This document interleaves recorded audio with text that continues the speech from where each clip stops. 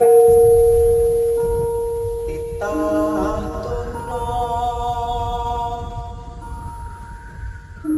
setan memedi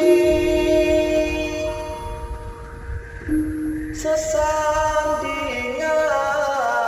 hormat kali ini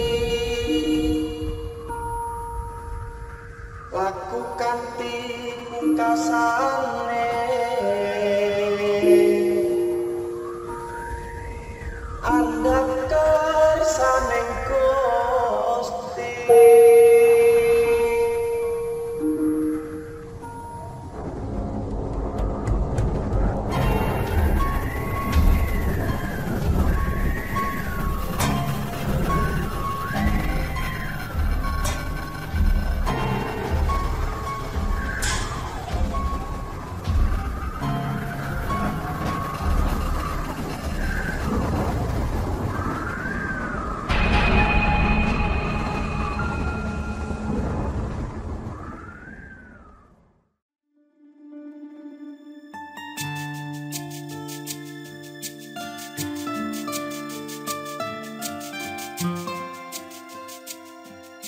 Pagi itu, keluarga Pak Yanto sedang sibuk berkemas. Mereka bersiap akan berpindah ke rumah kontrakan yang baru. Jaraknya tidak terlalu jauh dari kontrakannya yang sekarang, mungkin berjarak sekitar 7 rumah saja. Andi, yang saat itu berusia 10 tahun, ikut membantu walau hanya membawa barang miliknya sendiri. Dia tidak merasa capek dan malah merasa senang berjalan bolak-balik. Tepat pukul 11 siang, semua barang sudah selesai dipindahkan. Hanya tinggal menunggu untuk dirapikan saja. Pak Yanto dan tetangga yang ikut membantu beristirahat melepas lelah. Mereka duduk di pelataran depan rumah, yang kebetulan terdapat pohon mangga sehingga terasa sejuk.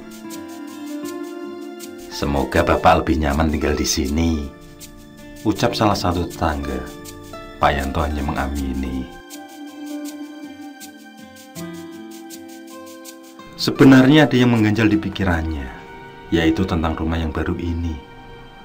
Rumah milik Pak Dery yang dikosongkan cukup lama ini digosipkan angker. Meski dekat dengan musola, namun hawanya terasa aneh. Beberapa warga bercerita kalau sering melihat penampakan di sekitaran.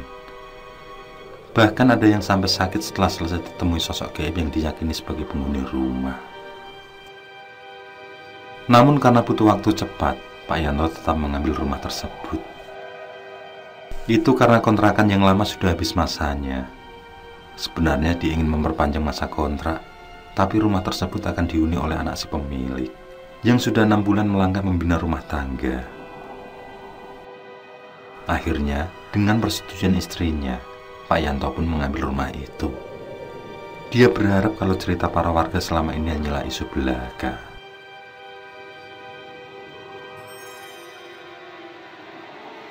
Kejanggalan langsung ditemui di malam pertama mereka tinggal. Malam itu Busana, istri dari Pak Yanto, hendak pergi ke kamar mandi, di mana letaknya berada di pekarangan rumah, mungkin terpisah sekitar 3 meter dari dapur. Ketika sampai di kamar mandi, dia mencium aroma kembang kenanga yang menyengat, disusul kemudian dengan bau busuk yang menyebar. Tidak berapa lama kemudian Busana dikagetkan dengan bayangan putih dari sisi kamar mandi. Yang semakin lama bayangan itu semakin tampak jelas. Beliau pun terdiam dengan nafas tersengal saat bayangan itu berubah menjadi sosok pocong. Seluruh tubuhnya gemetar ketakutan, beruntung tidak sampai terkencing di tempat. Sosok hantu terseram itu tidak bergerak sama sekali, yang kemudian menghilang bersama cahaya bulan yang muncul. Akhirnya Busana mengurungkan niatnya. Dia pun bergegas kembali masuk ke dalam, yang kemudian menuju ke musola untuk buang air di sana. Meski begitu, bayangan pocong masih menggelayut di pikirannya.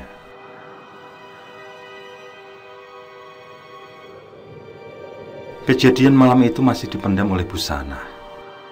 Dia tidak ingin jika suaminya berpikiran negatif akan penampakan tersebut. Yang terpenting baginya adalah Andi. Anaknya itu tidak boleh tahu jika ada yang ganjil di rumah baru tersebut. istirahat dulu belajarnya. Makan, biar tidak sakit nanti perutnya. Ucap Busana menasihati anaknya. Malam itu hanya mereka berdua yang ada di rumah. Pak Yanto yang seorang satpam sedang pergi bertugas.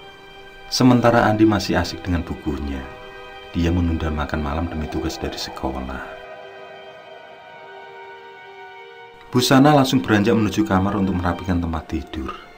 Namun dia berhenti melangkah saat pandangannya tertuju pada dapur. Dia merasa kalau ada sosok bayangan yang melintas. Mas. Mas. Dia pun memanggil suaminya. Takut jika suaminya pulang, tapi tak mendengar pintu dapur dibuka. Namun saat mengecek ke dapur, dia tidak menemukan siapa-siapa. Dan anehnya, pintu belakang terbuka cukup lebar. Padahal seingatnya pintu itu sudah dikunci sejak sore tadi. Tepatnya saat Andi usai berwudu untuk sholat Isya. Aneh. Batin Busana sambil menuju pintu tidak menutup kembali. Dan lagi-lagi sosok pocong itu muncul di kegelapan malam. Sebelum menutup pintu, Busana sempat mendengar keluar rumah. Di sana itulah penampakan pocong sangat nyata terlihat. Sosok menyeramkan tersebut berada di tempat yang sama, juga tidak bergerak sama sekali.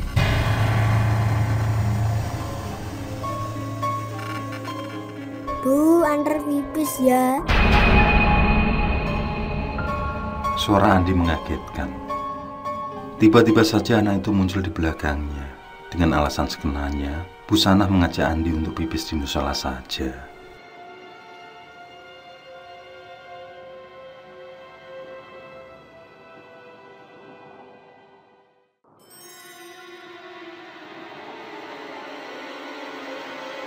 Kejadian yang dialami Busana terulang beberapa kali.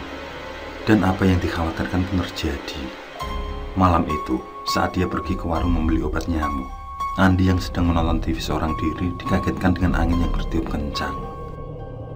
Angin yang bersumber dari belakang rumah itu membawa aroma busuk yang menyengat. Ketika Andi melihat ke dapur, ternyata pintu masih terbuka. Dan dari situlah angin berasal. Dengan memencet hidung, Andi tidak menutup pintu. Namun niatnya diurungkan saat melihat sosok pocong di belakang rumah. Tepat di mana saat Busana melihat penampakan hantu tersebut. Seketika, Andi terpaku ketakutan. Seluruh persendiannya kaku. Kenapa, Nak? Busana yang baru datang menegurnya. Dia juga mencium aroma busuk yang menyeruak. Sekejap kemudian, Andi langsung mendekap ibunya. Sementara Busana yang merasakan degup jantung ketakutan Andi, matanya menelisik keluar rumah. Dan pemandangan itu dilihat dengan jelas. Pocong itu kembali menampakkan sosoknya. Dan kali ini pasti Andi sudah melihat penampakan itu. Setelah menutup pintu, Busana bersikap seolah tidak melihat apapun. Lalu coba bertanya pada Andi tentang apa yang membuatnya menjadi ketakutan. Dengan polos, anak itu menceritakan apa yang dilihat. Dan itulah sosok pocong sama seperti yang sering ditemui Busana.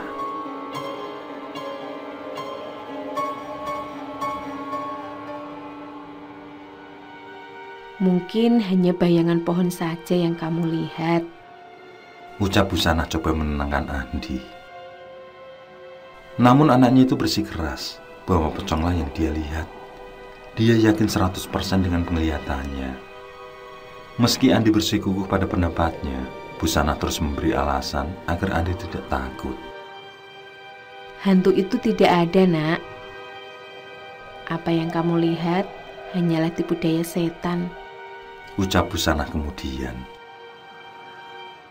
Setelah melihat putranya sudah tenang, dengan segera diajak menuju ruang depan televisi, menonton acara kesukaannya dengan tiduran, agar terlupa dengan kejadian tadi. Tidak berapa lama kemudian Andi pun terlelap. Sementara Busana masih melamun di sampingnya. Beliau terus membayangkan sosok pocong yang sering menampakkan wujud. Dan malam ini dia berniat menceritakan pada Pak Yanto. Dia takut jika besok Andi akan bercerita terlebih dahulu. Begitu suaminya pulang, Busana langsung menyambut dengan hangat. Dia bersiap menceritakan semua, tanpa peduli akan rasa capek yang didera suaminya. Keinginan itu tampaknya sudah tidak terbendung lagi. Mas, ada hal penting yang ingin aku sampaikan, ucap Busana. Pak Yanto yang terlihat cukup capek dengan setia menunggu istrinya berkeluh kesah. Yang kemudian Busana memulai kisahnya. Mulai dari awal saat menghuni rumah, sampai malam ini saat anak mereka juga dihantui. Busana sengaja menyimpan kejadian tersebut sampai sebulan lebih, karena dia tidak ingin Andi menjadi ketakutan. Pak Yanto terdengar kaget mendengar kisah dari istrinya. Dia sendiri tidak pernah menemui kejadian aneh selama tinggal di rumah itu. Beberapa menit kemudian, angin sepoi datang masuk ke rumah. Yang disusul aroma busuk sangat menyengat. Busana sudah hafal betul dengan peristiwa tersebut. Karena sudah pasti, sosok pocong yang sering dijumpai akan menampakkan diri. Dan inilah saatnya bagi sang suami agar melihat dengan mata kepalanya sendiri, supaya lebih yakin dengan cerita yang baru saja selesai dituturkan. Pak Yanto yang baru kali ini menemui keanehan tersebut melihat di sekitar. Tidak nampak jendela maupun pintu yang terbuka. Batinnya bertanya-tanya, dari mana arah datangnya angin tersebut. Sedangkan Busana memberitahu bahwa itu adalah pertanda kemunculan sosok pocong yang diceritakan. Kemudian diajak sang suami menuju ke ruang dapur. Yang saat berada di sana, memang pintu tampak terbuka. Dan dari situlah angin masuk ke dalam rumah. Bau busuk yang sangat menyengat membuat Pak Yanto menutup hidung. Kemudian dia berjalan hendak menutup pintu. Saat pandangannya mengarah keluar, sesosok pocong membuatnya terperanjat. Sementara Busana yang sudah berulang kali melihat penampakan tersebut menyuruh suaminya agar membaca ayat kursi, yang pada akhirnya pocong itu pun lenyap. Begitu pula dengan angin dan bau busuk yang menyengat. Semua sudah menghilang berganti dengan hawa dingin malam. Besok aku akan menemui Ki Suryo, ucap Pak Yanto pada istrinya sambil mengusap keringat di dahi. Saat Pak Yanto mengunci pintu belakang, keadaan kembali menjadi tegang. Kali ini terdengar suara daun kelapa kering yang diseret. Terdengar jelas sekali mengitari pekarangan rumah. Dia hanya bergidik, lalu memandang istrinya yang tidak kalah tegang. Mereka saling diam sambil membaca ayat kursi di dalam hati. Saat ketegangan belum berakhir, mereka dikejutkan dengan suara Andi yang berteriak dari kamar. Tanpa menghiraukan suara belarak yang masih riuh, Pak Yanto bersama istrinya langsung bergegas ke kamar Andi. Tampak anak mereka sangat ketakutan di pojok ranjang. Andi, kamu mimpi buruk ya nak? Tanya Busana.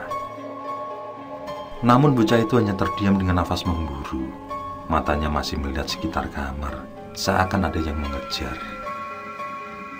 Pak Yanto yang melihat keanehan itu ikut menenangkan, dan Andi mendekap erat ibunya saat suara belarak diseret kembali terdengar dari luar rumah.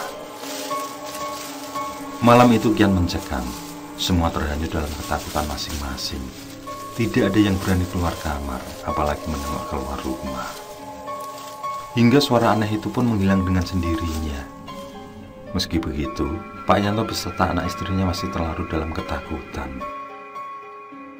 Walaupun mata mereka tidak bisa terpejam, malam itu mereka tidur menemani Andi.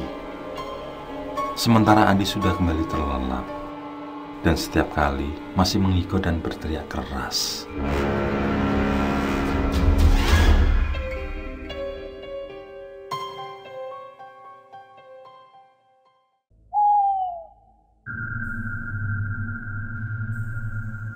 Andi merupakan anak kedua dari pasangan Pak Yanto dan Busana.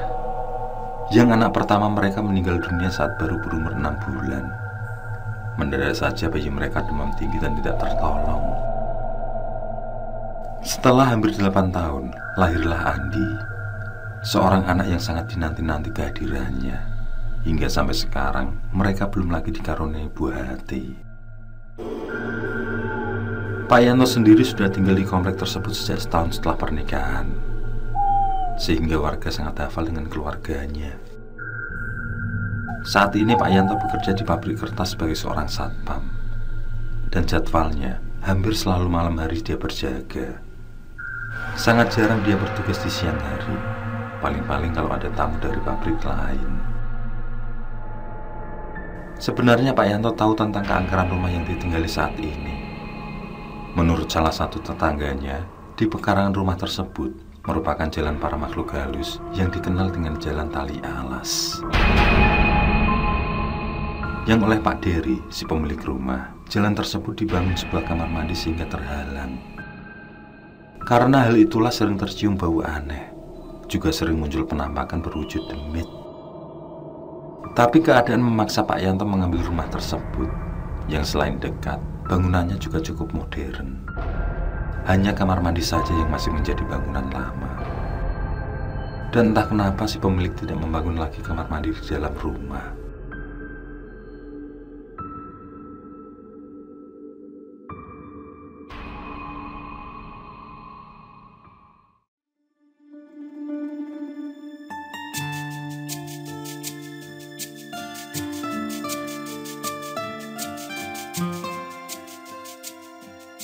Tanpa menunggu lama-lama, Pak Yanto pun menemui orang pintar. Beliau adalah Ki Suryo, seorang yang tinggal di pemukiman pinggiran kota. Pak Yanto kenal dengan sosok Ki Suryo pada saat mengantar temannya ke sana. Waktu itu kawannya meminta sikir atau pagar gaib untuk tokonya, karena selalu saja ada barang yang hilang setiap kali dicek. Dan atas bantuan Ki Suryo, tokonya menjadi aman. Atas pengalaman itulah akhirnya Pak Yanto memutuskan minta bantuan pada Ki Suryo. "Ceritakan masalahmu," ucap Ki Suryo sambil menghisap rokok kreteknya. Pak Yanto pun mulai berkisah. Beliau menceritakan tentang sosok yang seakan meneror keluarganya, termasuk anaknya yang terus mengigo semalaman. Sementara itu, Ki Suryo mendengarkan dengan asap rokok yang terus mengepul. Tanpa henti beliau menghisap rokoknya. "Nanti malam jemputlah aku," ucap Ki Suryo setelah beberapa saat Pak Yanto berhenti bercerita. Pak Yanto tidak bisa berbuat apa-apa. Sebenarnya dia ingin agar masalah tersebut cepat tuntas, namun dia harus bersabar sampai malam nanti. Dengan sedikit kecewa dia pun berpamitan.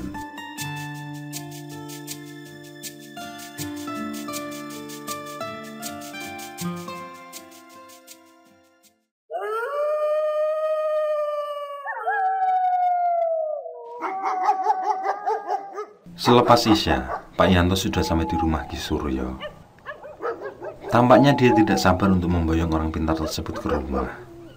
Namun saat tiba di rumah Ki Suryo, masih ada 2 tamu yang antri untuk dilayani. Terpaksa, Pak Yanto menunggu sambil tiduran di bangku teras. "Bangunlah!" Suara Ki Suryo membuat Pak Yanto kelabakan. Rupanya dia tertidur di bangku tersebut hingga hampir pukul 9:30 malam. Cukup lama juga dia terlelap. Melihat Ki Suryo yang sudah sangat siap, Pak Yanto pun langsung bergegas mengajaknya melaju. Malam terus merangkak. Suara burung hantu mulai terdengar jarang-jarang. Ki Suryo sudah berdiri di pekarangan rumah Pak Yanto. Sementara Pak Yanto dan istrinya berada agak jauh di belakang Ki Suryo. Mereka meninggalkan Andi yang terlelap di depan TV. Beberapa saat kemudian angin datang cukup kencang. Namun kali ini bukan aroma busuk yang menyertai, melainkan aroma bunga kamboja yang menyeruak. Di saat itulah muncul sosok pemuda, wajahnya pucat pasi. Sementara pandangannya tertuju pada Ki Suryo. Pemuda tersebut berdiri tepat di mana sosok pocong biasa berada. Dan beberapa saat kemudian muncul beberapa penampakan di belakang sosok tersebut. Meski tidak terlalu jelas karena gelap, namun sosok lain pastilah sebangsa demit. Ki Suryo memejamkan mata. Beliau melakukan komunikasi batin dengan makhluk astral itu. Cukup lama Ki Suryo berdiam diri, sementara Pak Yanto masih berdiri tegang. Sedangkan Busana sudah masuk sejak bau kamboja menyengat tadi. Dia memilih menemani Andi yang sendirian. Ada kekhawatiran yang dirasakannya. Setelah semua sosok menghilang, Ki Suryo membuka matanya. Wajahnya masih menampakkan kecemasan. "Mari kita kembali ke dalam," ucapnya pada Pak Yanto. Dengan diselimuti penasaran, Pak Yanto mengikuti ajakan Ki Suryo. Begitu berada di ruang tamu, Ki Suryo mulai menjelaskan tentang kejanggalan rumah tersebut, yang menurutnya memanglah benar anggapan warga kalau di belakang adalah jalan tali alas. Jalan di mana para demit berlalu lalang. Meski bukan pusat bertemunya para demit, namun jalan tersebut masih aktif dipergunakan. Yang sayangnya jalan tersebut telah terhalang oleh bangunan kamar mandi, sehingga bangsa demit itu sering menjadikannya tempat beristirahat. Sementara dari penglihatan mata batin Ki Suryo, sosok pocong itu adalah sosok pemuda yang bernama Hindar. Dia merupakan anak dari pemilik rumah, yakni Pak Dery. Diketahui, Hindar meninggal karena terjatuh dari pohon kueni di sana, yang kemudian pohon tersebut ditebang oleh Pak Dery. Sewaktu kejadian, dua kuku Hindar yang sengaja dipanjatkan patah. Dan hal itulah yang membawa para demit mempermainkan arwahnya menjadi pocong gentayangan. Ki Suryo memperkirakan kalau ada salah satu tali pocong Hindar yang belum dilepas saat pemakaman. "Dan aku minta maaf karena tidak bisa mengusir demit-demit itu," ucap Ki Suryo. Beliau menambahkan, kalau jalan tali alas itu tidak bisa diputus atau dipindahkan, orang sehebat dan sesakti apapun tidak akan mampu melakukan itu. Hanya para demit saja yang bisa melakukannya. Masih menurut Ki Suryo, para demit itu tidaklah mengganggu. Penampakan mereka hanya bisa dilihat oleh segelintir orang saja. Dan orang yang apes itu biasanya akan demam atau sawanan. Beruntunglah keluarga Pak Yanto karena tidak sampai ada yang sakit.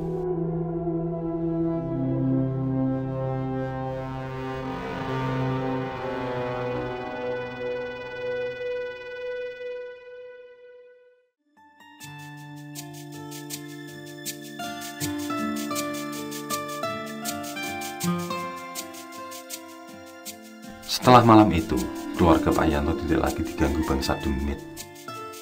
Namun Pak Yanto tetap pindah rumah karena ada kekhawatiran dan trauma pada istrinya. Yang dari kejadian itu, Tuhan memberikan rezeki berupa sebuah rumah. Beliau ditawari rumah oleh ketua RW setempat dan pembayarannya dengan cara dicicil. Langsung saja, Pak Yanto menerima tawaran tersebut. Sampai sekarang Pak Yanto masih tinggal di sana, dan setiap kali lewat di rumah Pak Dery yang masih saja kosong, perasaannya selalu diliputi hawa takut.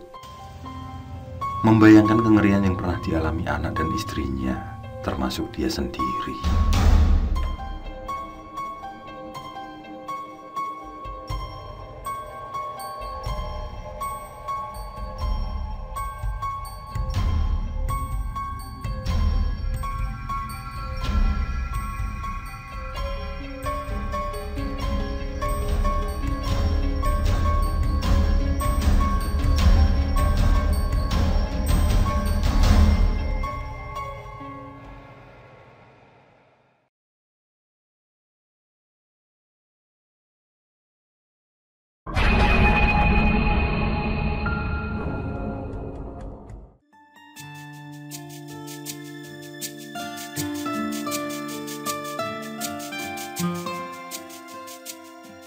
Wardah adalah anak bungsu dari dua bersaudara. Dia memiliki kakak perempuan yang bernama Isti, yang mana kakaknya sudah menikah semenjak tahun 2016 awal, dan kini sedang mengasuh anak yang masih bayi. Kakaknya tinggal cukup dekat dengan rumah orang tuanya.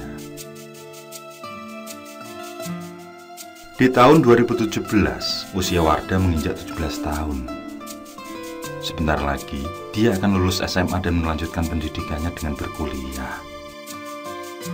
Tentu saja dia selalu mencari banyak referensi seputar perkuliahan, baik secara online maupun melalui konsultasi dengan guru bimbingan konseling.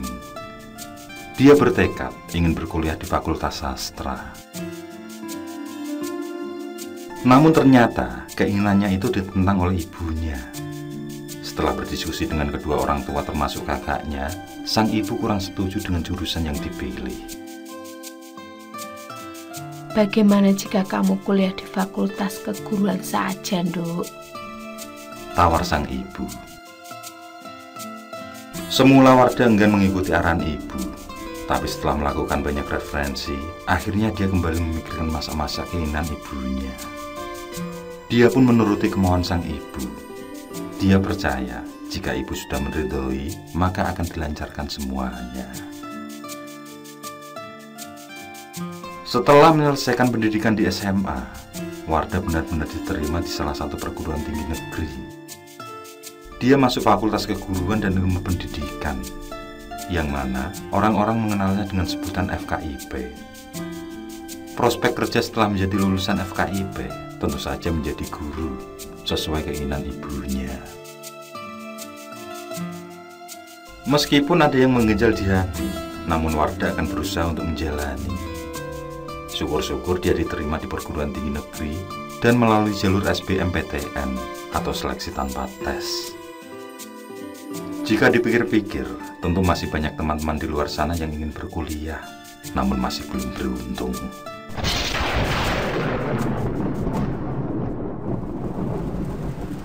Hujan yang turun sejak petang tadi belum juga usai. Masih tampak lebat hingga malam ini. Sambil rebahan di kamarnya, Wardah berusaha untuk menyemangati diri sendiri. Besok telah tiba hari yang sangat dinanti-nanti, di mana dia masuk ke kampus dan berjalan-jalan di sekitar kampus. Siapkanlah mental untuk masa depanmu, Nduk. Tiba-tiba saja ibunya sudah berada di sampingnya, menyemangati Wardah dengan kasih sayang. Berharap agar putrinya mampu meneruskan cita-cita sebagai guru kelak.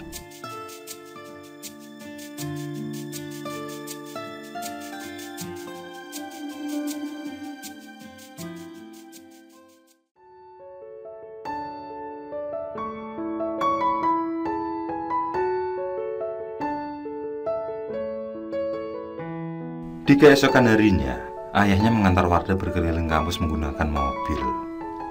Dia sangat senang karena bisa melihat bangunan-bangunan megah, yang nantinya dia akan berkuliah di salah satu gedung itu. Di jalanan pinggir kampus terlihat ramai, banyak penjual makanan dengan gerobak dorong. Mereka semua tidak ada yang sepi pembeli, dan kebanyakan para pembelinya adalah mahasiswa-mahasiswi yang mungkin juga berkuliah di kampus tersebut. Setelah puas melihat bangunan gedung-gedung kampus yang akan ditempati seminggu lagi, ayah mengajaknya kembali ke tujuan utama, yakni mencari kos-kosan yang akan menjadi tempat tinggalnya nanti. Dan tanpa menunggu lama, akhirnya mereka menemukan tempat itu. Kos putri yang cukup nyaman dengan biaya standar. Berhati-hatilah selama berada di sini nanti, pesan ayah dengan nada khawatir.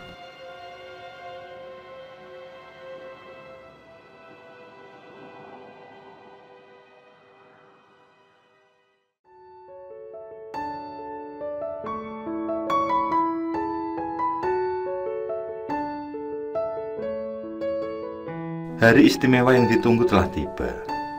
Wardah masuk kampus menggunakan baju khas mahasiswa baru, yakni kemeja putih dan celana hitam. Hari ini adalah hari di mana dia menjalani ospek di sebuah gedung FKIP.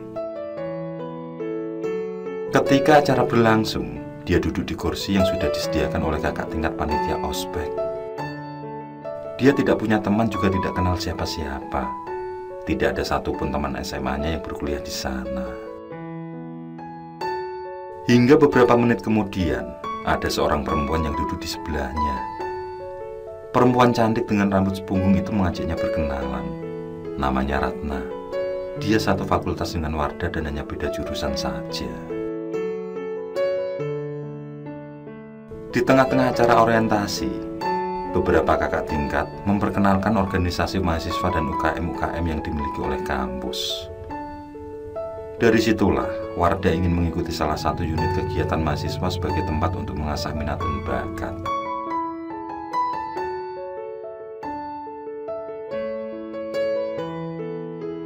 Satu bulan berlalu, seluruh rangkaian acara ospek dari kampus telah usai. Wardah merasa aneh dengan sosok Ratna, karena perempuan itu hanya terlihat sekali saja di awal masuk. Di hari-hari selanjutnya, dia tidak pernah bertemu. Bahkan dia sempat mencari keberadaan gadis tersebut, tapi tidak ada seorang pun yang mengenalnya.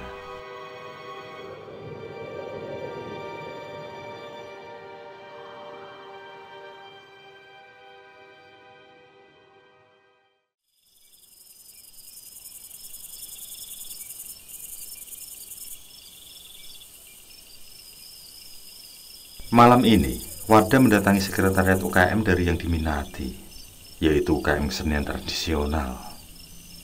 Dia datang sendirian dengan tujuan ingin mendaftar sebagai anggota. Setibanya di depan sekretariat, segera dia memarkir motor metiknya. Ketika melepas helm, tiba-tiba datang angin yang berembus kencang. Anehnya angin tersebut hanya di dekatnya saja. Sementara ketika dia melihat tanaman-tanaman, semua tidak ada yang bergerak. Sejenak Wardah menoleh ke kanan dan ke kiri. Mungkin ada orang lewat. Tapi malam itu benar-benar sepi. Bahkan beberapa sekretariat lain juga tutup. Kemudian, samar-samar, dia mendengar suara wanita yang tertawa cekikikan. Suara itu sangat melengking, yang membuatnya menjadi berkedip ngeri. Apalagi saat itu dia mengetahui bahwa memang benar-benar sendirian di sana. Tidak ada siapapun di sekitaran. Segera Wardah melangkah cepat lalu mengetuk pintu sekretariat. Permisi. Permisi. Panggilnya berulang. Wardah yang panik berharap agar pintu segera terbuka. Saat dia hendak mengetuk kembali, seorang laki-laki membuka pintu yang membuatnya lega. Ada yang bisa dibantu? Tanya lelaki tersebut. Wardah masih merasa takut. Akhirnya langsung mengutarakan maksud dan tujuannya meski dengan sedikit gemetar. Setelah mendengar maksud Wardah, lelaki tersebut mempersilakannya masuk. Duduk saja di kursi tamu ini, tapi maaf ya, sekretnya berantakan karena barusan selesai rapat, kata laki-laki yang tampak seperti kakak tingkat itu. Oh iya mas, tidak apa-apa, jawab Wardah pelan. Kakak tingkat itu berlalu dan berjalan menuju belakang sekretariat, entah mengambil formulir pendaftaran, entah memanggil teman-temannya yang lain. Dan di saat Wardah sendiri di ruang tamu, lagi-lagi dia merasakan adanya keganjilan. Bau bunga melati merebak di dalam ruangan, yang kemudian diikuti dengan hembusan angin yang sangat kencang. Tentu hal itu membuat bulu kuduknya meremat. Beberapa saat kemudian, suara cekikikan yang didengar saat di luar tadi kembali muncul. Kali ini sangat jelas, seakan-akan sangat dekat. Dan benar saja, saat dia menoleh ke kanan, tampak sosok perempuan berbaju merah dengan wajah pucat pasi. Sialnya Wardah bertatapan langsung dengan matanya. Tampak jelas, mata itu hanya berwarna hitam saja. Juga terlihat meneteskan buliran darah. Makhluk itu berdiri tidaklah jauh dengan tempat duduknya. Sesaat Wardah mematung dengan degup jantung berdebar kuat. Wanita itu adalah sosok yang jelas pernah dilihatnya. Dia adalah Ratna, mahasiswi pertama yang dikenalnya dulu. Mahasiswi yang tiba-tiba lenyap tanpa kabar. Wardah berteriak kuat saat tersadar dari lamunannya. Sosok Ratna tersenyum lalu menghilang. Yang kemudian disusul beberapa kakak tingkat berlarian dari belakang. Mereka langsung menghampiri Wardah. Termasuk kakak yang tadi menemuinya juga tergopoh-gopoh menghampiri, sambil membawa kertas dan bolpoin hingga berjatuhan. "Ada apa, Dek?" Dia bertanya dengan cemas. Saat itu, Wardah benar-benar ingin menceritakan apa yang dilihat barusan. Namun dia tidak ingin menciptakan kesan buruk yang dianggap halusinasi. Akhirnya, dia terpaksa berbohong dengan mengatakan jika tadi ada cicak yang tiba-tiba jatuh ke arahnya, dan mereka pun percaya.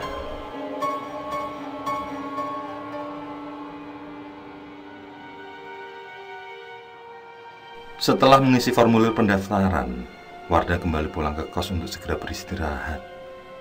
Ada perasaan kalut di pikirannya. Dia terus memikirkan tentang siapa sebenarnya Ratna, sehingga muncul dan menghantui. Semoga tidak terulang lagi. Gumam Wardah.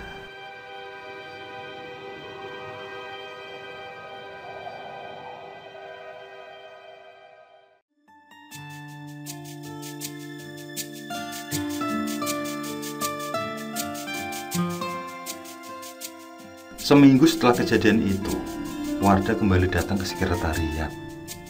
Dia akan melaksanakan diklat bersama pendaftar lain sebagai syarat untuk menjadi anggota. Dengan memakai baju lengan panjang dan training, dia bersiap untuk mengikuti diklat atau biasa dikenal dengan ospek milik UKM.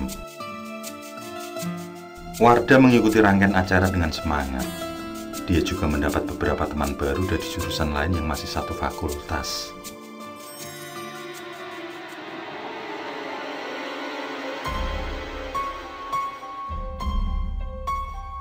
Hingga di saat malam hari, ketika dia dan beberapa temannya beristirahat, seorang kakak tingkat perempuan yang bernama Yuni membangunkan mereka semua.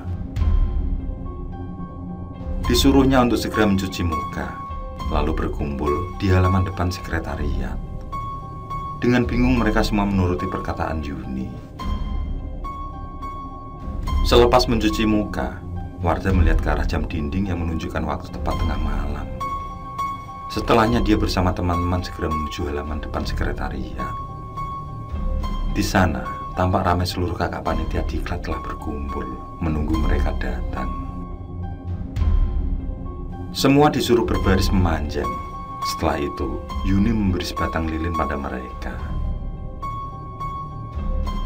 Setiap orang dapat satu lilin dan tidak boleh mati apinya, kata Yuni.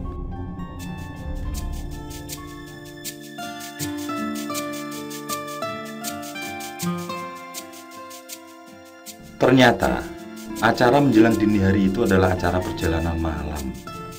Teknisnya, setiap peserta diklat baru harus melewati jalan sesuai arahan kakak panitia. Perjalanan itu harus mereka lalui secara sendiri-sendiri, melewati gedung-gedung tinggi.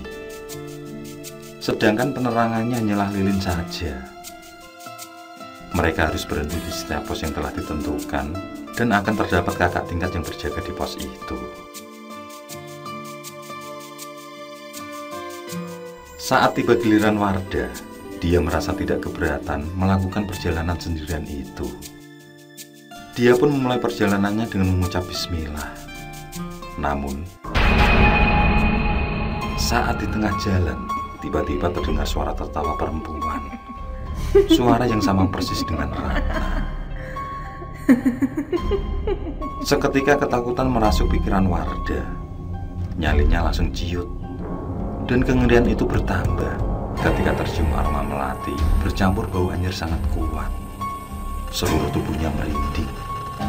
Dia takut jika sosok perempuan berbaju merah yang dilihat kala itu kembali berada di sekitar.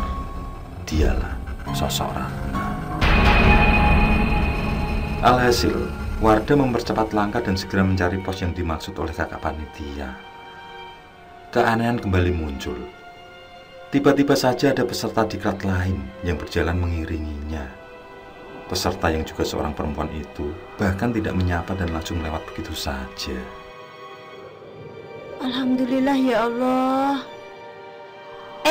Bareng dong, kata Wardah. Tapi sosok itu terus berjalan dan tidak menghiraukan perkataannya. Di saat itu pula, lilin yang dipegangnya mati. Wardah berniat meminta api, namun sosok itu tetap tidak menggubris perkataannya. Wardah mulai bergidik ngeri.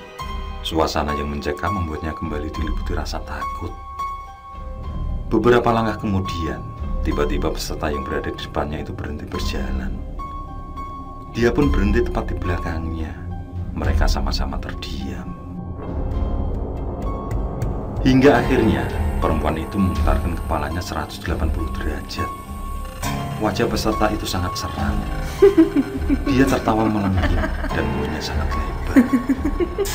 Matanya hitam mengeluarkan darah, sementara kulitnya juga banyak yang mengelupas. Saat dilihat apa yang dipegang, ternyata itu bukannya lilin, tapi jari telunjuk manusia dengan kuku yang sangat panjang. Meski kulitnya rusak, namun Wardah masih mampu mengenali, dan dialah sosok Ratna.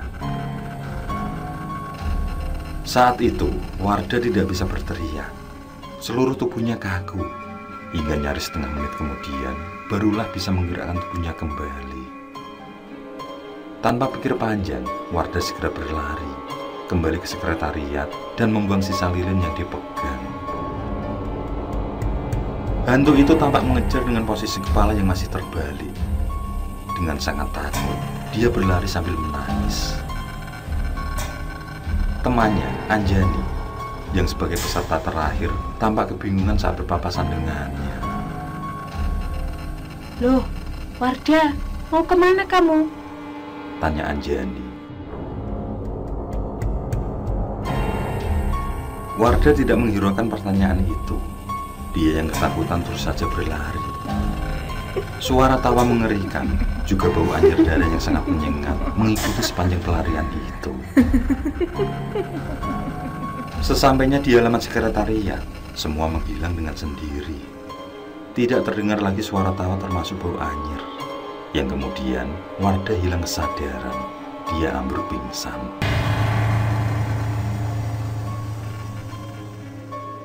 Beberapa kakak panitia perempuan terlihat berada di sekitarnya.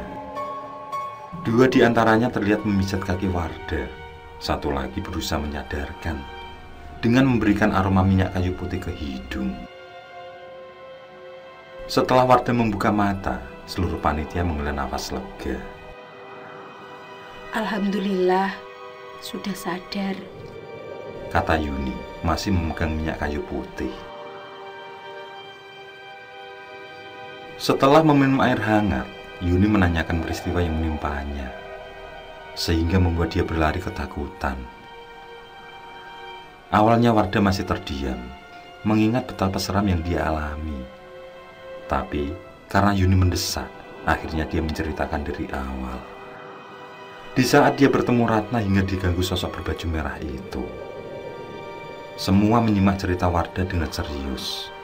Beberapa menit setelah selesai bercerita, Yuni mengambil alih posisi sebagai pencerita.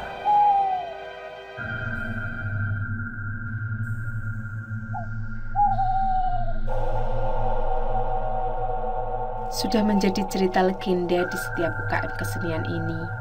Ketika diklat, Ratna akan ikut bersama kita. Ucap Yuni mulai berkisah.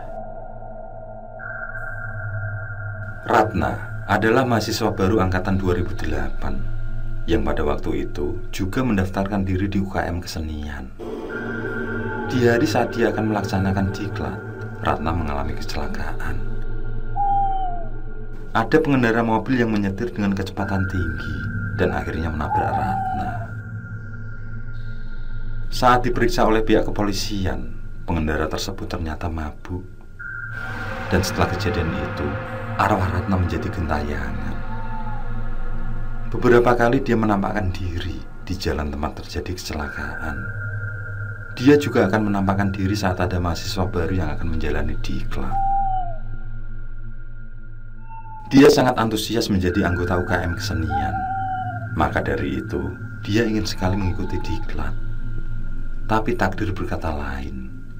Dan selama 2 tahun terakhir, Ratna tidak pernah mengganggu peserta diklat lagi. yang ternyata di tahun 2017 ini terjadi lagi pada Wardah. Setelah mendengar cerita tentang sosok Ratna, Wardah menunduk sambil berucap, Kenapa harus aku yang diganggu? Kakak panitia yang mendengar pertanyaan itu semua terdiam. Tidak ada yang tahu pasti apa alasannya. Hanya arwah Ratna saja yang tahu. Namun yang pasti, setelah kejadian itu, Wardah belajar untuk semakin meningkatkan iman dan memperbaiki ibadahnya. Dia akan selalu berdoa ketika melakukan sesuatu atau memasuki tempat baru. Wardah percaya Allah akan selalu melindunginya.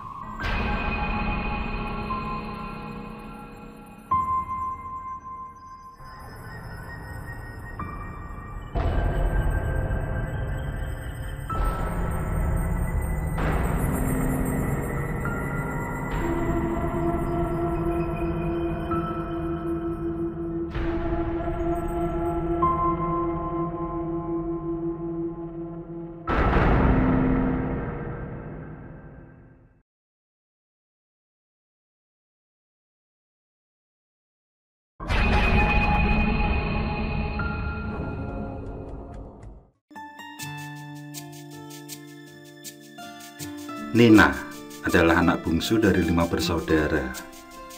Pekerjaannya sehari-hari merupakan seorang karyawan di sebuah perusahaan swasta.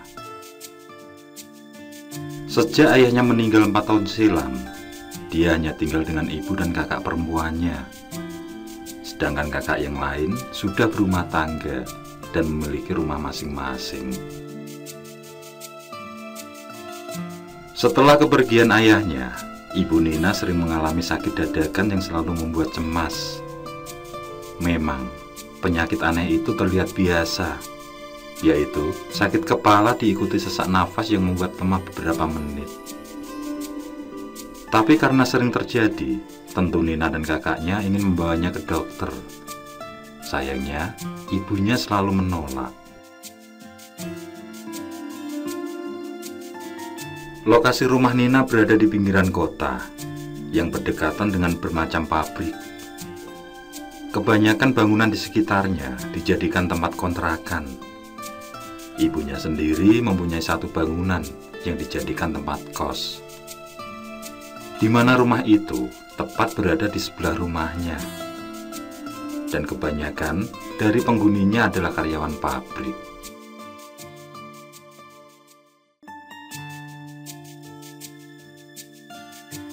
Permisi. Permisi. Seorang pemuda mengetuk pintu rumah. Nina, yang kebetulan berada di ruang tamu, segera membuka pintu. Mencari siapa, Bang? Tanya Nina. Sekejap lelaki itu terdiam.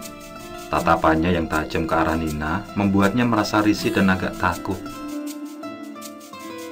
Beberapa saat kemudian, pemuda itu mengutarakan maksudnya. Dia berniat untuk ngekos. Dan dari penjelasan warga, kos ibu Nina ada yang belum terisi. Hingga dia pun ke rumah Nina tidak bertanya. Tamunya disuruh masuk, Nin. Suara ibu Nina mengagetkan.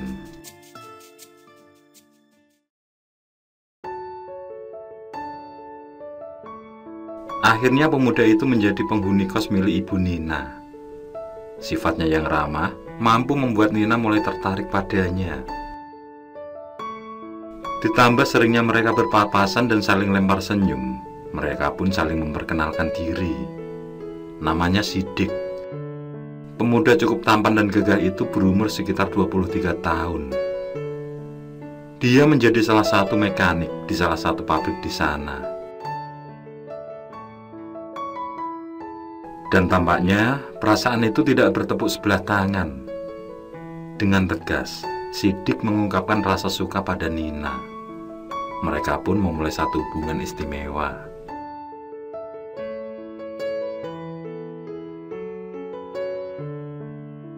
Mendung telah berlalu, sinar bulan menyirami gelap malam. Meski remang, tapi cahayanya begitu indah. Tampak Sidik dan Nina duduk berdua di teras rumah Nina, melepas rasa kasih dengan saling berbagi kisah. Sidik meminta maaf atas apa yang dilakukan saat pertama kali datang, yaitu tentang tatapannya yang tajam pada Nina. Dan betapa kagetnya Nina saat Sidik menjelaskan bahwa ada makhluk lain di belakangnya waktu itu. Apa maksud kamu, Bang? Tanya Nina penasaran. Sidik menceritakan tentang dirinya. Dia merupakan seorang yang mampu melihat sesuatu yang gaib, termasuk para penghuni alam tersebut. Kemampuan itu sudah dikuasai sejak berusia 6 tahun. Memang sulit mempunyai kemampuan tersebut, tapi dia tidak bisa berbuat apa-apa selain menerima takdir. Dalam perjalanan hidupnya, dia terus berupaya agar mampu berkomunikasi dan mengendalikan makhluk gaib yang dia jumpai. Dia pun menemui seorang yang lebih mumpuni.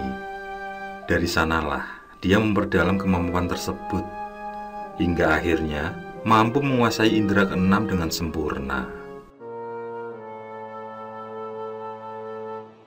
Aku melihat aura gelap di sekitar rumah kamu, ucap Sidik kemudian. Nina mulai merinding mendengar ucapan kekasihnya itu. Dia mencoba mengingat kejanggalan yang pernah ditemui saat berada di rumah. Yang diingat hanya tentang ibunya. Seringkali ibunya mengalami sakit dadakan yang diakhiri teriakan histeris. Apa yang harus aku lakukan, Bang? Tanya Nina. Sidik berjanji akan menceritakan pada malam lain, di mana malam itu adalah waktu yang tepat untuk mengakhiri semua. Karena merasa penasaran, Nina terus memancing Sidik agar menceritakan apa yang dilihatnya. Akhirnya dengan terpaksa, Sidik memberitahu Nina. Dia melihat sosok kepala kambing berwarna hitam. Dia juga mengatakan ada benda gaib di dalam badan ibu Nina. Karena merasa was-was, Nina menyuruh Sidik agar segera membereskan semua. Sidik kembali menjelaskan bahwa butuh waktu yang tepat untuk melakukan semua itu. Tenanglah, berdoalah agar ibumu kuat, ucap Sidik menghibur.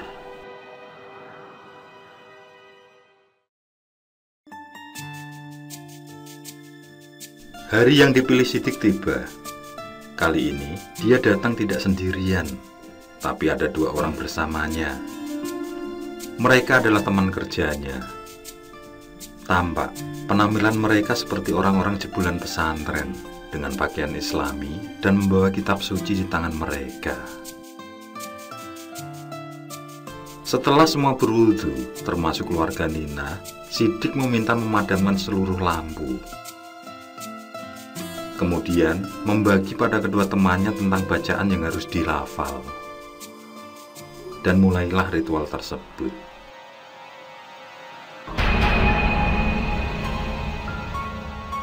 Di tengah khusyuk mereka, tiba-tiba terdengar suara geraman yang mengerikan.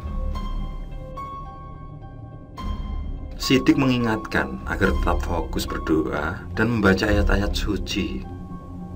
Sesaat kemudian, datang guncangan seperti gempa bumi.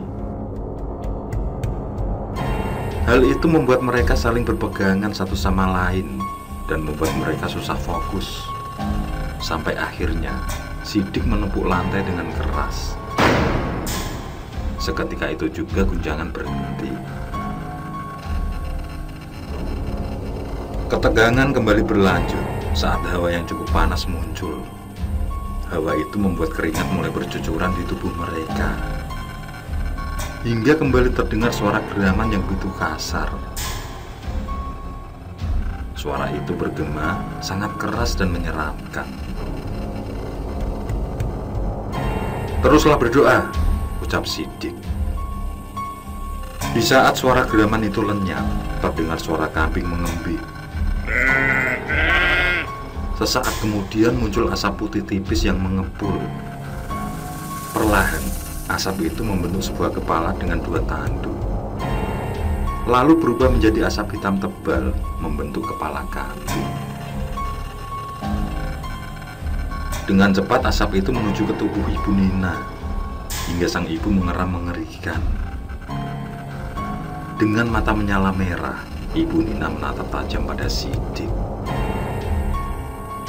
Dia akan menderita hingga susah meninggal, ucap Ibu Nina dengan suara menakutkan. Ketegangan demi ketegangan terjadi. Cukup lama bagi Sidik untuk memaksa makhluk itu keluar dari tubuh Ibu Nina. Hingga dia menyuruh 2 temannya untuk memegang kaki dan tangan sang ibu. Sementara Sidik memegang kepala yang terus-menerus mengeram. Dengan tangan gemetar, Sidik perlahan-lahan melakukan tarikan. Dan dengan jelas, terlihat sebilah keris berwarna hitam keluar dari ubun-ubun Ibu Nina. Sungguh, hal di luar nalar yang telah terjadi. Keris kecil itu membuat mereka keheranan. Dengan segera Sidik membungkus keris tersebut dengan selai kain kafan yang sudah dipersiapkan. Di saat itulah Ibu Nina tersadar. Apa yang terjadi dengan ibu? Dengan tubuh masih lemah, dia bertanya kebingungan.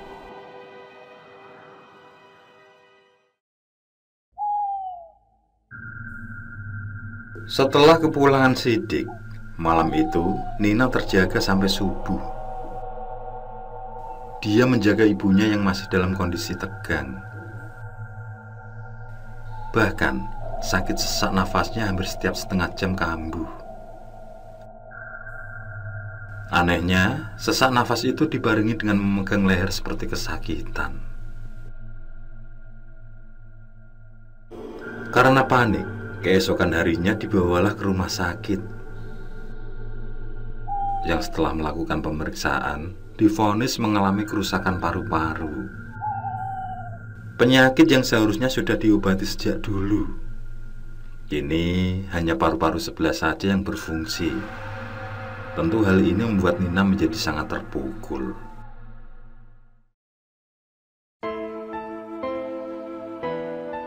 Di samping Nina yang sedang menangis, Sidik terdiam melihat kondisi Ibu Nina. Sudah 3 hari ini semua anak-anaknya berkumpul, mendoakan agar sang ibu kembali sehat. Sebelumnya Ibu Nina dirawat secara intensif di rumah sakit. Karena tidak ada perubahan sama sekali, akhirnya pihak keluarga memutuskan untuk dibawa pulang. Mereka hanya pasrah melihat kondisi sang ibu yang semakin lemah. Kondisi aneh itu selalu terlihat setelah azan Isya berkumandang. Ibu Nina selalu mengerang kesakitan.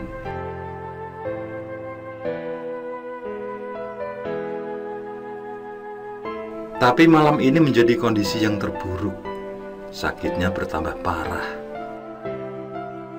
Tubuhnya semakin dingin dengan wajah memucat.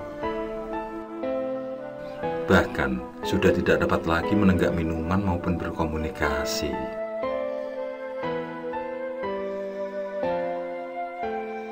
Terlihat keponakan Nina menggoyang-goyangkan badan Ibu Nina. Tetapi tidak ada reaksi. Nafasnya seperti sudah terhenti. Karena panik, kakak pertama Nina memeriksa denyut nadi ibunya. Sambil menangis dia berkata, Ibu sudah pergi. Ibu sudah meninggal. Nina menangis sambil memeluk tubuh ibunya. Nina mendekat. Sebentar kemudian, dia memandang wajah sang ibu. Ada senyum tenang di wajah itu, yang kemudian Dia pun menangis memeluk jasad ibundanya.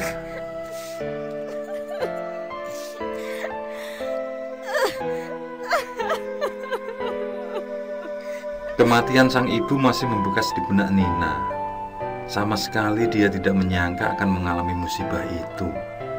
Apalagi selama ini ibunya terkenal baik. Juga tidak pernah terlibat satu masalah dengan orang lain. Desas-desus yang beredar dari tetangganya, ibunya telah dizalimi salah satu pemilik kos lain. Tapi semua harus dia relakan, karena itu adalah takdir yang pasti terjadi. Dia tidak mau berburuk sangka pada siapapun, dan hanya mendoakan agar ibunya tenang di alam lain.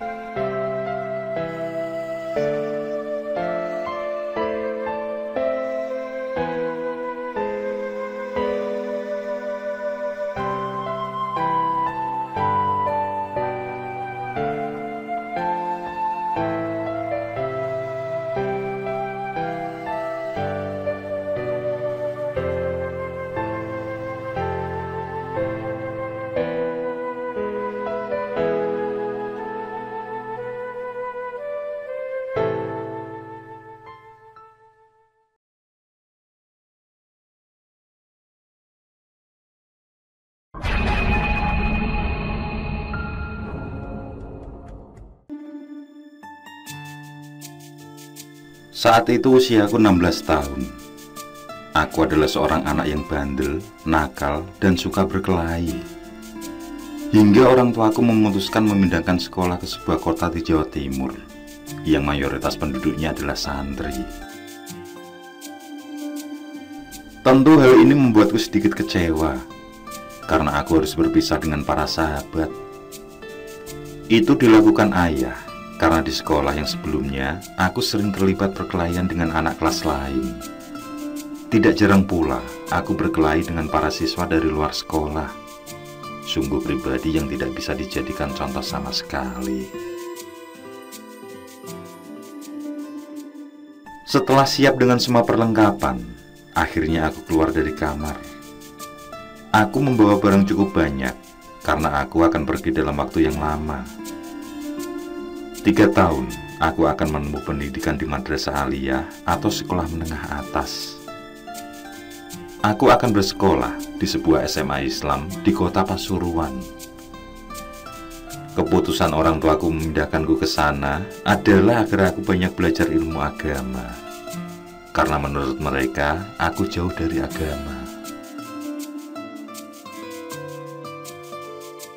Walau sebenarnya sangat berat, tapi keputusan orang tua tidak bisa kulawan. Aku pun berpamitan dengan ibuku. Kucium tangannya dan meminta restu. Jangan pernah mengecewakan orang tuamu ya. Pesan ibu. Dengan mata berkaca-kaca, dia mengelus rambutku.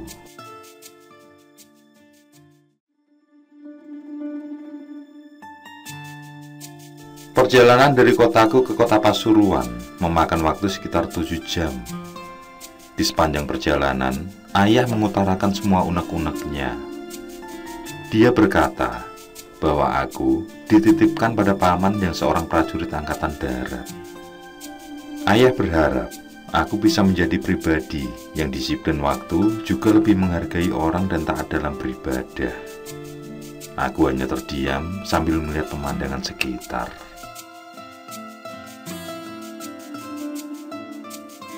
Tidak terasa waktu menunjukkan pukul 3:30 pagi, dan kami sudah sampai di depan rumah pamanku. Ternyata rumah pamanku ini berbentuk seperti rumah zaman Belanda, tapi dengan arsitektur yang kokoh dan catnya masih bagus.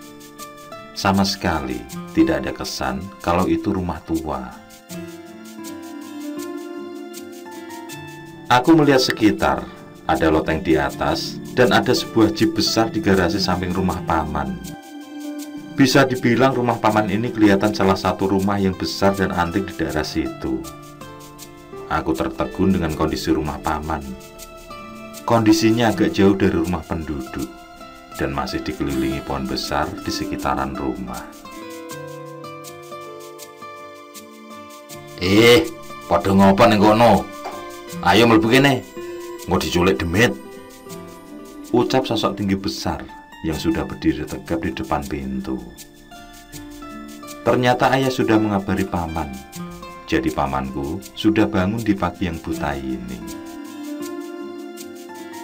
Setelah aku bersalaman dan melihat pamanku dari dekat, ternyata paman ini sosok yang tinggi besar, berambut cepak khas militer, suara yang berat, dan tatapan mata yang tajam. Paman berusia sekitar 47 tahun. Dia bernama Trisman Suyono, salah seorang perwira TNI Angkatan Darat di kota ini.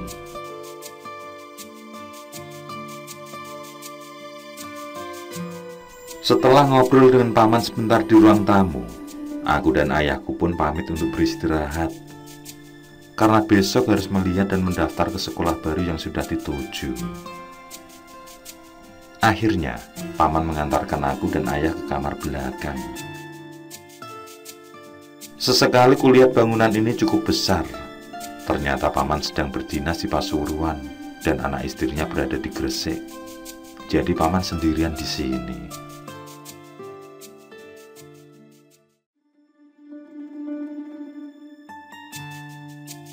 Pukul 10 pagi, aku, ayah, dan paman sudah berada di sekolah baru.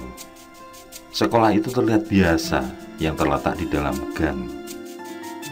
Tempatnya juga lumayan jauh dari rumah paman. Kami pun melakukan persetujuan dengan pihak sekolah bahwa mulai Senin depan aku sudah mulai masuk dan mengikuti pelajaran. Aku hanya mengikuti apa yang jadi kemauan ayah.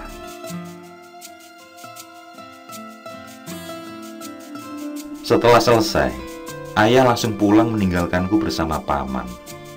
Sementara aku diajak berjalan kaki menuju rumah oleh paman. Sepanjang perjalanan, paman memberikan aturan yang aneh selama berada di rumahnya. Aku dilarang menimbulkan suara yang keras dan harus masuk kamar ketika pukul 9 malam. Selain itu, aku dilarang bersiul dan bernyanyi. Aku tidak bertanya banyak tentang aturan tersebut. Bagiku itu adalah salah satu yang membuat paman nyaman ketika aku berada di rumahnya.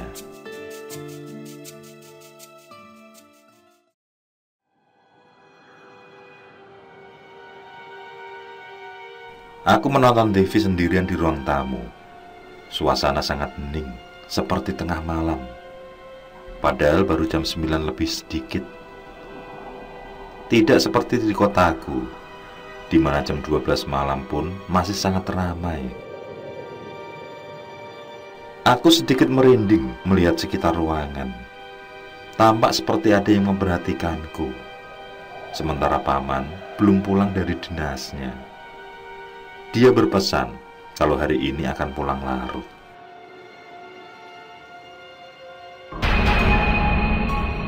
Tiba-tiba terdengar suara wanita yang sedang menangis dari sebuah kamar.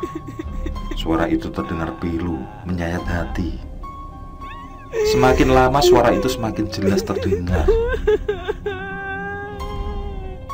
Tentu saja aku menjadi ketakutan dan bingung harus berbuat apa. Tanpa pikir panjang, aku matikan TV dan bergegas masuk kamar. Sesaat kemudian suara itu menghilang dengan sendirinya. Aku pun mulai tenang dan mencoba untuk tidur. Tapi sangat sulit aku memejamkan mata, seolah ada sesuatu yang menuntut agar aku menengok ke kamar tadi. Kamar yang mengeluarkan suara menakutkan itu. Entah apa yang membuatku penuh rasa penasaran. Aku pun bangkit kembali keluar. Dengan perlahan, aku melangkah menuju kamar tersebut. Tapi saat akan membuka pintu, terdengar suara mobil paman datang. Akhirnya, aku urungkan niatku untuk masuk kamar itu. Mungkin lain kali, batinku.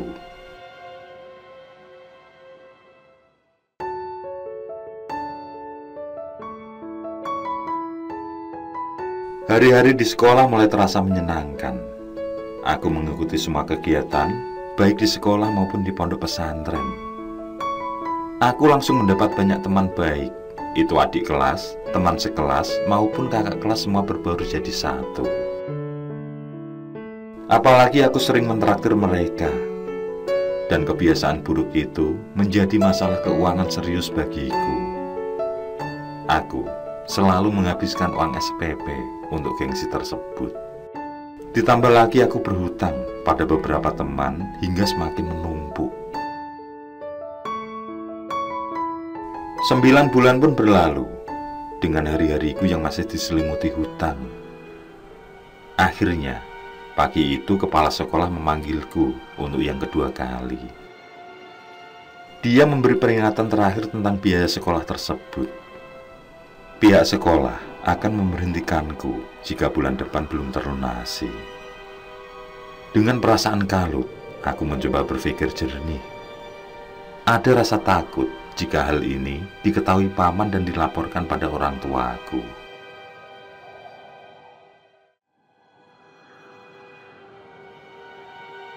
Aku melamun di kamar, memikirkan jalan keluar dari masalah yang kuhadapi.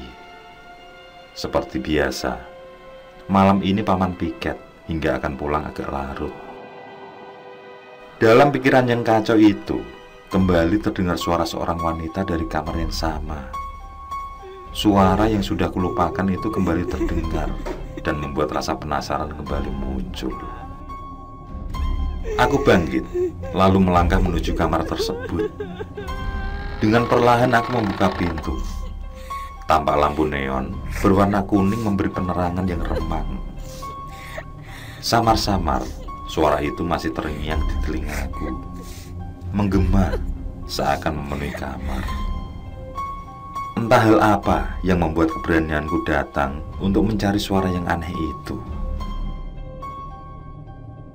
Begitu akan melangkah masuk, tiba-tiba ada barang yang menipu tubuhku. Sepertinya ada yang sengaja melempar ke arahku. Dengan sedikit bergetar ketakutan, aku mengambil barang tersebut, yang ternyata adalah sebuah kain lusuh bertuliskan bahasa Arab kuno. Samar-samar, suara itu mulai terdengar. Kamu akan melihat seberkas sinar putih turun ke arahmu. Dan saat itulah saat yang kamu nanti. Ucapnya. Aku terdiam sambil melihat sekitar. Tidak sesuatu pun di sana. Dengan masih bingung apa yang dimaksud sosok tidak terlihat itu, segera aku mengambil kain tersebut, lalu meninggalkan kamar. Aku kembali menuju kamarku. Dengan pikiran penuh tanda tanya, aku berbaring. Kain lusuh itu masih kugenggam erat penuh rasa penasaran. Entah apa yang harus kuperbuat dengan kain tersebut. Hingga akhirnya aku pun terlelap.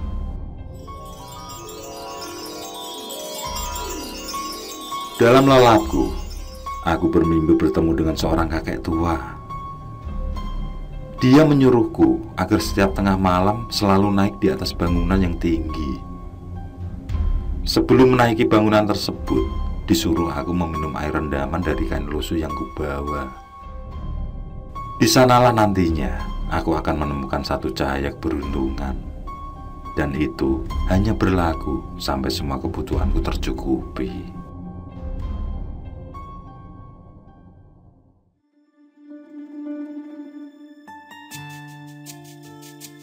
Aku meninggalkan rumah paman dan tinggal di pondok pesantren sekolah. Dengan alasan akan diadakan acara pesantren kilat selama 2 bulan, aku berpamitan pada paman. Jangan membuat malu paman saat di pondok nanti, ucap paman memperingatkan. Aku hanya mengangguk dengan senang. Aku berharap di pondok nanti aku bisa melaksanakan ritual seperti arahan dalam mimpi. Karena pondok bertingkat 3 itu menjadi incaranku dalam menjalankan ritual. Aku mulai melakukan ritual itu tanpa diketahui orang lain. Aku selalu menaiki tangga pondok di setiap tengah malam. Itu selalu aku lakukan setelah meminum air rendaman dari kain lusuh. Entah kenapa aku berharap sepenuhnya pada hal konyol itu. Berharap agar segera mendapatkan uang. Berharap agar semua kekalutanku segera berakhir. Sampai tidak terasa tiba hari ke-19, aku naik ke bangunan atas. Dan anehnya, selama itu tidak pernah ada orang yang memergoki aku.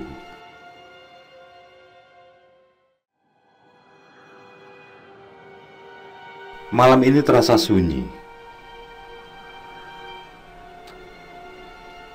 Kurasakan berbeda dari malam-malam sebelumnya.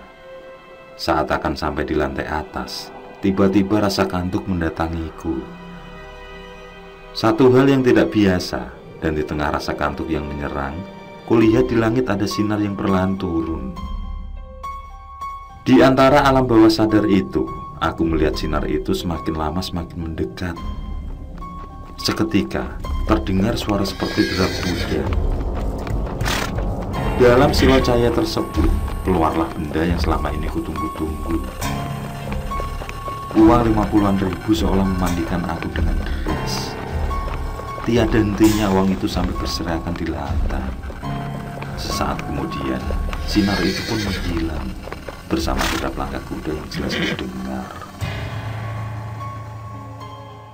Rasa kantukku menghilang dengan sendirinya. Lalu dengan cepat, aku mengumpulkan semua uang itu dengan rakus. Aku masukkan semua ke dalam tas yang sudah kupersiapkan.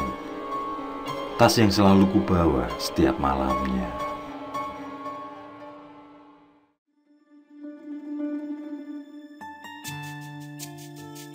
Keesokan harinya aku berjalan seperti seorang raja sambil membawa tas yang berisikan uang. Aku menuju ruang tata usaha untuk melunasi semua SPP yang menunggak. Bahkan dengan sombongnya, aku melunasinya sampai akhir sekolah nanti. Guru di sana hanya merasa aneh saja denganku tanpa bertanya apapun. Semenjak kejadian itu, sifat burukku kembali muncul. Aku selalu menggunakan uang untuk berfoya-foya dan mentraktir teman-teman. Setiap kali uangku menipis, aku kembali melakukan ritual yang sama. Dan dengan mudahnya, aku mendapatkan uang dari pancaran sinar yang entah dari mana datangnya. Mencari uang seperti membalikkan telapak tangan saja, gumamku.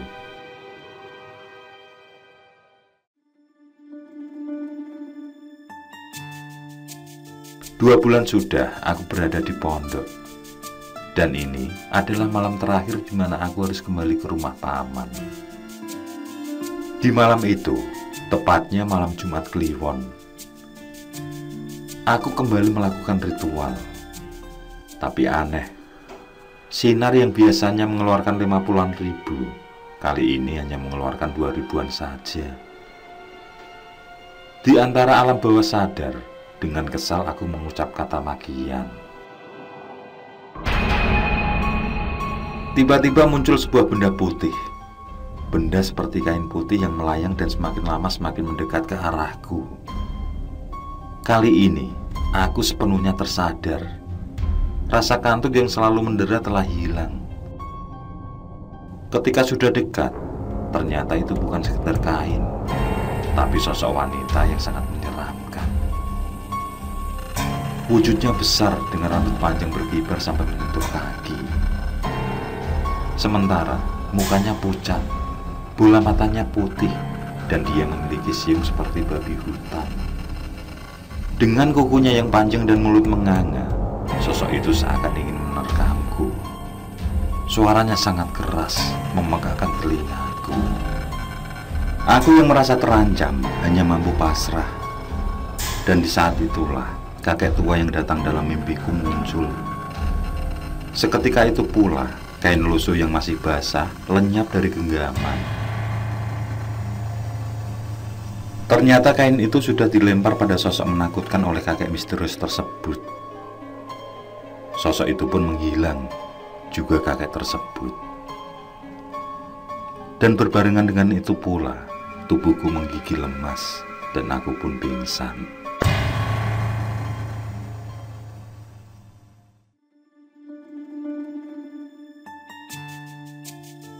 Aku terbangun. Dengan kebingungan, kulihat sekeliling. Terdengar ayat suci bergema di telinga kananku. Aku yang mulai sadar melihat paman sudah berada di sampingku, dengan didampingi Pak Kiai yang menghentikan bacaan ayat suci. Sejenak kemudian, mereka menanyakan kejadian yang menimpa hingga membuatku pingsan selama 2 hari. Aku pun menceritakan semua pengalaman yang telah terjadi. Orang-orang kuno menyebutnya dengan mentong tuyul. Itu bisa dibilang pesugihan, tapi bisa juga disebut bantuan di saat seseorang benar-benar susah, ucap Pak Kiai. Yang kemudian melanjutkan ceritanya tentang kain yang berisi mantra. Kain tersebut adalah sarana yang digunakan untuk memanggil tuyul. Karena ketidaksyukuranku, maka induk semang tuyul menghentikan semua dan hendak mencelakaiku. Beruntunglah datang sosok kodam pendamping, sosok yang berwujud sebagai seorang kakek. Ini adalah pelajaran buat kamu, agar sikapmu berubah menjadi lebih baik, ucap Pak Kiai mengakhiri ceritanya. Setelah kejadian tersebut, kamar di rumah paman dilakukan ruqyah, di mana diadakan pengusiran hantu oleh Pak Kiai. Padahal sebelumnya, kamar tersebut bukanlah kamar yang menyeramkan. Tapi mendengar cerita dariku, paman langsung melakukan tindakan tersebut. Dan memang terjadi hal-hal yang menegangkan saat ruqyah dilaksanakan. Beberapa tuyul disertai tangisan pilu wanita muncul di sana. Dengan sekuat tenaga, Pak Kiai mengusir semuanya. Entah hilang kemana sosok-sosok tersebut. Yang pasti, mereka tidak lagi menampakkan diri di rumah paman. Sementara, aku menjadi seorang yang lebih baik. Ada keinginan kuat untuk menjadi orang yang mumpuni dalam ilmu agama, hingga membuat kedua orangku bangga.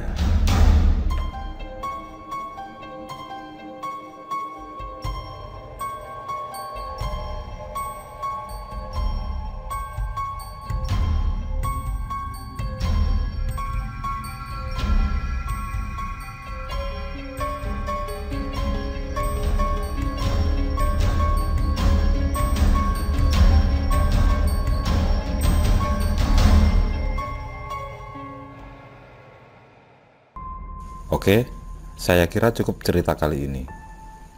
Untuk cerita-cerita lainnya, silahkan buka di bagian video dalam channel ini, di playlist cerita bergambar. Sekali lagi terima kasih ya. Jangan lupa like, komen, share juga boleh.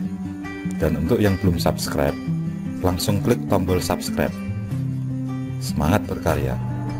Akhirul kalam. Wassalamualaikum warahmatullahi wabarakatuh.